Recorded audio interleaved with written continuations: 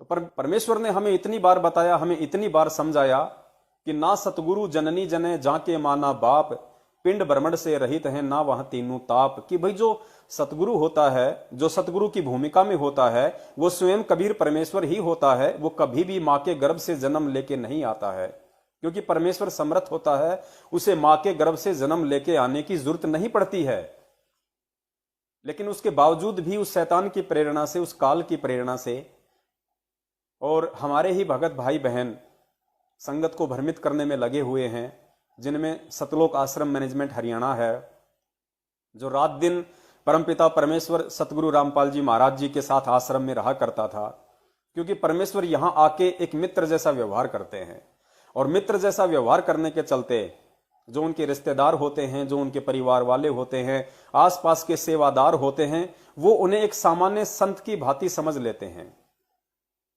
ये उनकी सबसे बड़ी गलती होती है। और वो जिस रूप में उस परमेश्वर को देखना चाहिए, उस सतगुरु को देखना चाहिए, उस रूप में वो आत्माएं नहीं देख पाती हैं और वो धोखा खा जाती हैं। इन सब बातों को जब ज्ञान आधार से उस परमेश्वर के नबी, उस परमेश्वर के रसूल, क्योंकि पुण्यात्माओं वर्तमान में इस पृथ्वी के ऊपर यदि असल में कोई नबी है, असल में कोई पैगंबर है, असल में कोई रसूल है, तो सत्सेवक हैं।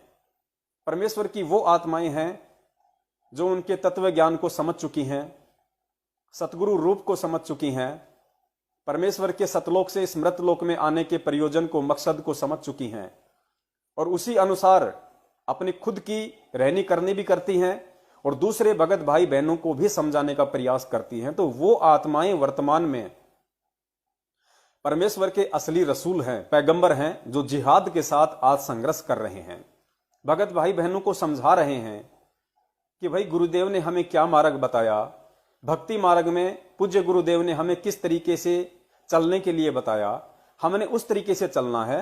और हमारे ही भगत भाई बहनों पे काल भगवान ने अपना जाल फेंक कर, उनको अपने जाले में फांस कर तुम लोगों को भ्रमित कर रहा है।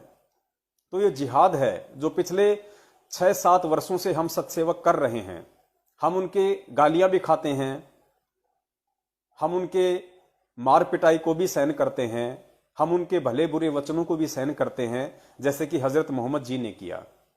मक्का में उनका इतना विरोध हुआ करता था, उनको मारने तक की साजिशें मक्का मदीना में लोगों ने रची थी। वही आज हमारे साथ हो रहा है।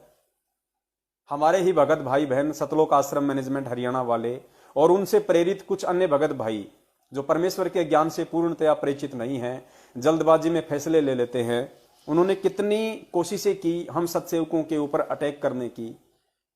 जब हम संगत में जा जाके साध संगति के माध्यम से प्रोग्राम करते थे, वहां ये लोग आ जाते थे, जबरदस्ती झगड़ा करते थे, मार पिटाई करते थे। खुद 3 बार इस दास के ऊपर जानलेवा हमला हुआ है, मर्डर करने की पूरी कोशिश इन लोगों ने की है, घर में घुस के इन लोगों ने हथियारों से दास की पिटाई की है।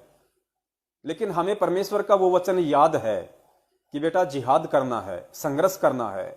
अगर तू मेरा शिष्य है, अगर तू मेरा भगत है, तो तुझे मेरे जीवन को देख के चलना पड़ेगा, तुझे मेरे पद चिन्हों पे चलना पड़ेगा। जिस प्रकार इस तत्व ज्ञान को तुम आत्मा तक पहुंचाने के लिए सतयुग से लेके आज इस कलयुग की बिचली पीढ़ी तक मैं किस कदर प्रयासरत हूं, संघर्षरत हूं, मैंने कैसे कैसे दिन देखे हैं, मैंने कितना संघर्ष किया है, किस प्रकार मैंने लोगों के दुर्व्यवहार को सहा है। 2-2 बार मैं जेल गया हूं और जेल में कितनी यातनाएं और प्रताड़नाएं सहन करनी पड़ती हैं।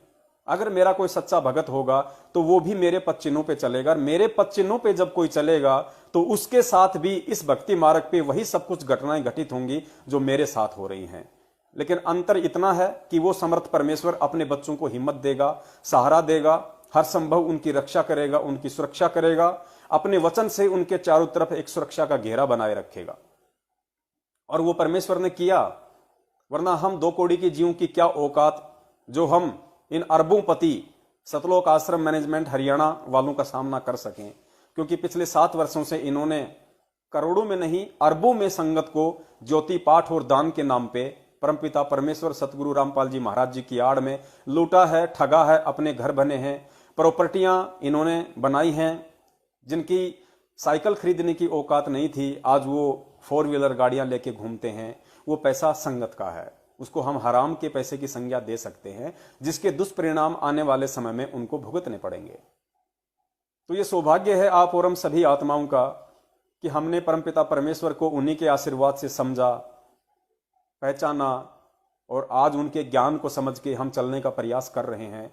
और हम कोशिश कर रहे हैं कि हमारे जितने भी भगत भाई बहन हैं जो उन लोगों के पीछे चल रहे हैं अनजाने में, वो वहां से निकलें, क्योंकि परमेश्वर ने आपको सब कुछ दिया हुआ है।